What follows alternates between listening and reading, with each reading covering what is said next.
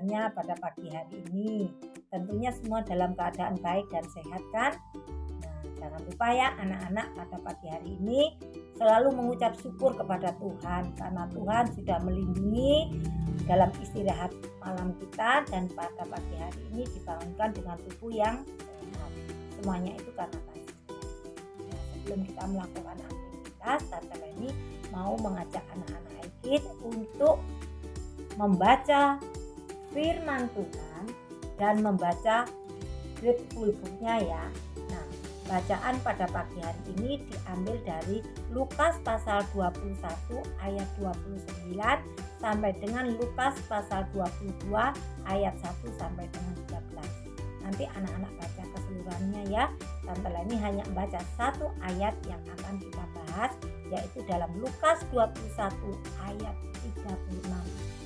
Berjaga-jagalah senantiasa sambil berdoa, supaya kamu beroleh kekuatan untuk luput dari semua yang akan terjadi itu, dan supaya kamu tahan berdiri di hadapan manusia. Nah, di dalam Lukas pasal 21 ayat 36 ada dua hal yang kita dapatkan agar kita terluput dari jerat iblis, yaitu berjaga-jaga dan berdoa. Nah, apa itu berjaga-jaga? Yaitu suatu sikap kita mempersiapkan diri sebelum terjadi sesuatu. Contoh, seorang prajurit agar musuhnya itu tidak masuk di dalam kerajaannya, dia selalu berjaga-jaga di depan pintu gerbang. Nah, demikian juga kita sebagai anak-anak Tuhan, kita harus berjaga-jaga agar hati kita tenang, hati kita nyaman, dan tidak lagi merasa takut. Nah, bagaimana caranya? Yang harus kita lakukan adalah berdoa. Berdoa itu kita berbicara pada Tuhan untuk menyampaikan apa yang kita inginkan lewat contoh. Anak-anak ingin memiliki sesuatu. Bagaimana cara untuk mendapatkannya? Tentunya anak-anak akan berbicara kepada orang tua dan menyampaikan apa yang diinginkannya.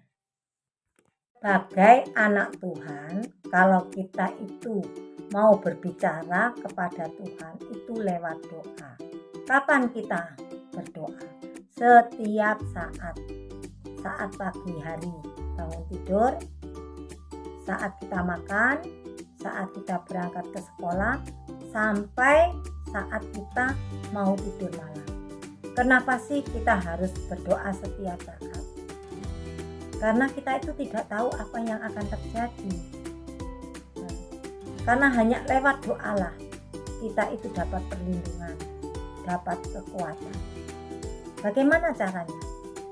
Yaitu dengan mendekatkan diri kepada Tuhan dengan cara membaca firman-Nya yang ada di dalam Alkitab setiap hari seperti yang kita lakukan pada saat pagi hari. Dengan membaca firman Tuhan, kita tahu apa yang Tuhan ingin kita lakukan. Kalau kita melakukan perintah-Nya, maka Tuhan menyediakan apa yang menjadi keperluan kita, bahkan Tuhan akan memberikannya.